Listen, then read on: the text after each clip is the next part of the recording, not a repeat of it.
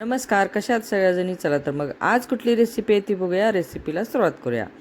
तर इथं मी हिवाळ्यामध्ये हरभऱ्याची भाजी तोडून ठेवलेली होती. जे हरभऱ्याच्या भाजीची जी पानं असतात ना, तर त्याचा गरगटा बनवायचा. तर ही हिवाळ्यामध्ये भाजी असती, ती आपण साठवून ठेवलेली असती. तर आता ही उन्हाळ्यामध्ये कुठल्याच भाजीला चव नसते आणि तोंडाची पण चव जाते.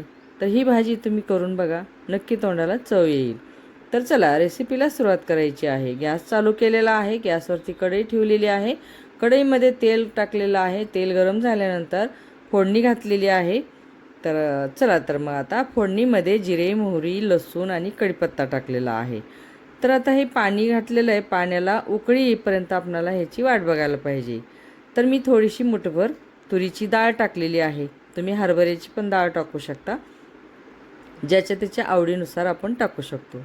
आता इथं कच्चे शेंगदाणे घेतलेले आहेत ना, तर ते कच्चे शेंगदाणे आपण खलबत्त्यामध्ये मोटाड मोटाड कुटून घ्यायचे. कारण जास्त बारीक कूट वाटलेलं असतंच, तर ते वाटलेलं भाजलेलं शेंगदाण्याचं कूट नाही घालायचं. कच्च्या शेंगदाण्याचंच असं मोठं वाटलेलं कूट घालायचं.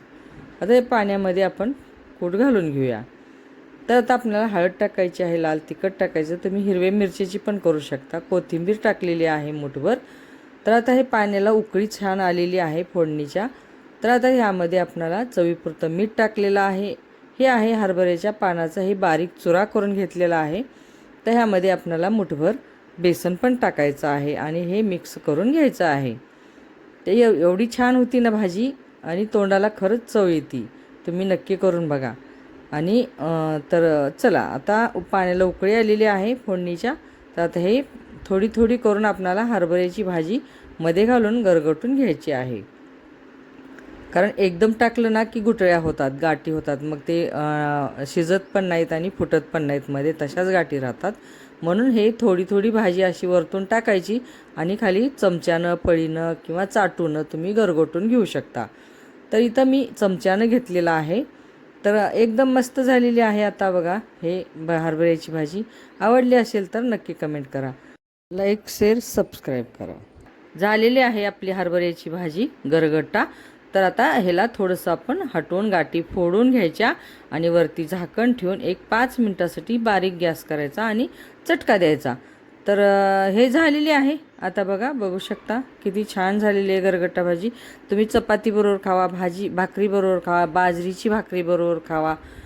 तर एकदम उत्तम लागते आणि चव पण तेवढीच लागते आणि तोंडाला गेलेली चव येते. तर बघा तुम्ही पण अशीच हरभऱ्याची भाजी करून बघा. नसेल तर पुढच्या वर्षी साठवून ठेवा आणि उन्हाळ्यामध्ये नक्की करून बघा. तर चला झालेली आहे, शिजलेली आहे. आता आपल्याला ही भाजी कशी वाटली कमेंट करून नक्की सांगा.